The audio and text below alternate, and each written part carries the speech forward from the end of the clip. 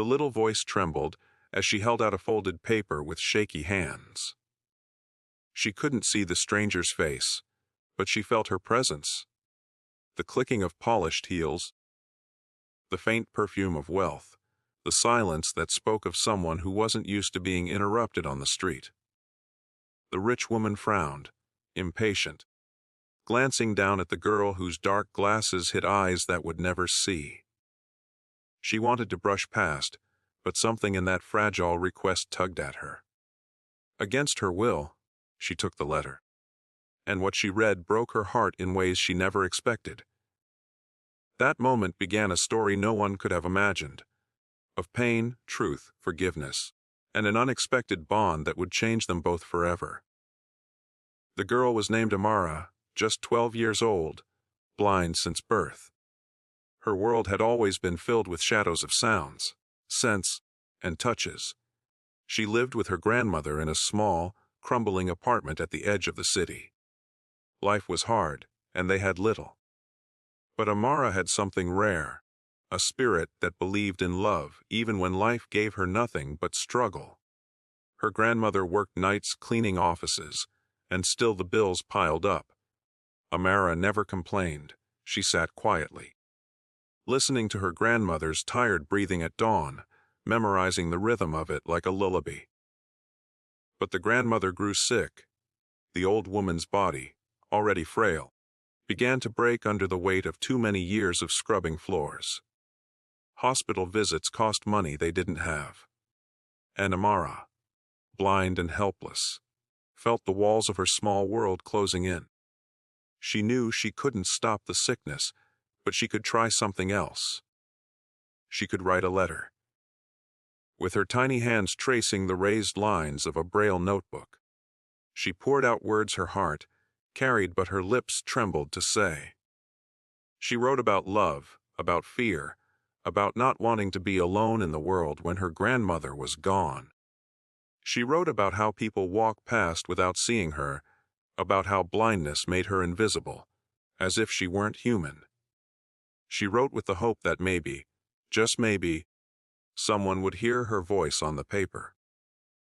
That letter was what she now carried, and fate placed it in the hands of a woman who had everything Amara lacked. Her name was Vivian Crawford. She owned businesses, mansions, and jewels. Her life was displayed in magazines. Designer clothes, charity galas, luxury trips across oceans.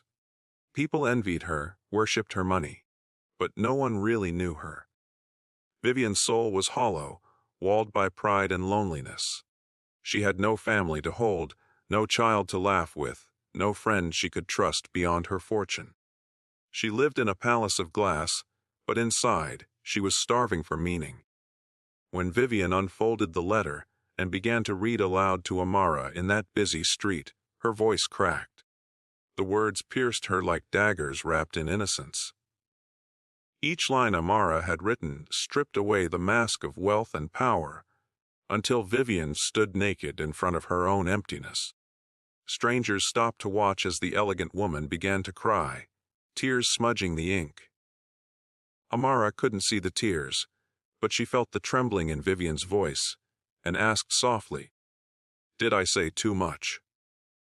Vivian shook her head, unable to speak, and simply gathered the girl into her arms. That moment was the crack where light began to enter both their lives. Chapter 1 ended with two souls from worlds apart standing together on a sidewalk, bound by a fragile letter that neither would ever forget. But the story didn't end there. Vivian took Amara and her grandmother under her wing, almost against her own instinct. She began with small things, paying for the grandmother's medicine, visiting them in their humble apartment, listening to Amara's laughter echo in rooms too small to hold her dreams. But what Vivian thought would be charity slowly became something deeper. Amara taught her to listen, really listen, to the rustle of leaves in the wind, to the tone of someone's heart in their voice, to the rhythm of footsteps that spoke of joy or pain. Vivian, who once lived for noise and applause, began to crave those quiet lessons. She sat at Amara's side, learning to read Braille, fumbling over the dots with clumsy fingers while Amara giggled softly. For the first time in years, Vivian felt like a child again, alive, humbled, human. But life tested them. One evening, Amara's grandmother collapsed, and Vivian rushed her to the hospital. The doctors said her body was failing fast. Amara clung to Vivian, trembling, whispering, "Don't let them take her. Don't let me be alone." Vivian's heart broke in that sterile room, and for the first time, she prayed, not for wealth or success, but for mercy. The grandmother's passing left Amara shattered. She cried for days, blind eyes staring into a darkness that was now inside her soul. But Vivian did not leave.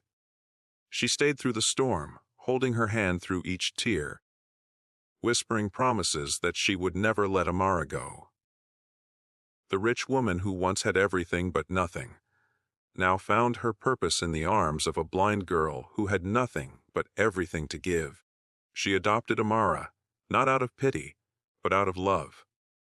Together, they began a new life, one where Amara's laughter filled empty halls of a mansion that had once been silent, and Vivian discovered that true wealth was not measured by gold, but by the tears you wipe and the smiles you create.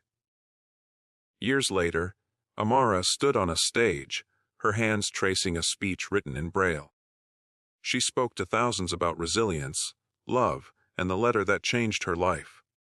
Vivian watched from the front row, her eyes filled with tears once more. But now, they were tears of pride. That single letter, written by blind hands, had opened the eyes of a woman who could see but never truly looked. And in that journey, both found what the world had denied them: a family, a reason, and a love that would never fade. And as the audience rose to their feet, the echo of Amara's words lingered. Sometimes the most important letters aren't written to the world. They're written to the heart that needs them most.